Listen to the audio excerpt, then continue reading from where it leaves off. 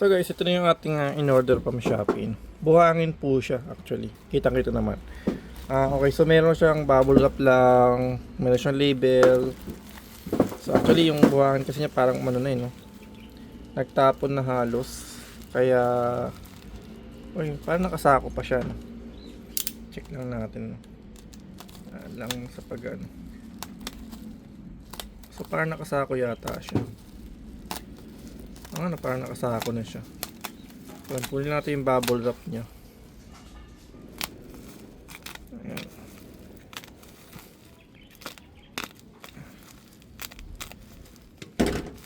Ayan. So, nakasako siya, no?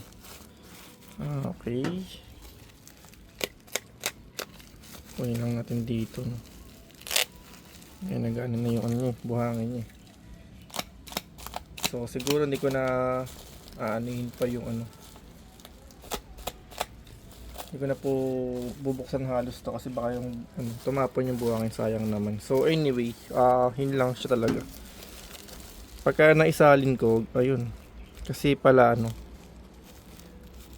so yung pagkasako niya, possible talaga na malaglag yung ibang mabutil nito kasi malitapos ako. So dapat nilagay nito sa pinaka-plastic talaga siya, no. Plastic or sa plastic container. So anyway guys, yun lang naman. Ito yung ating buhangin. Receive natin siya. Di ko lang sure kung ilang kilo talaga siya. Okay, thank you for watching po, no. Update ko po kayo sa next video natin pagka ginamit natin siya.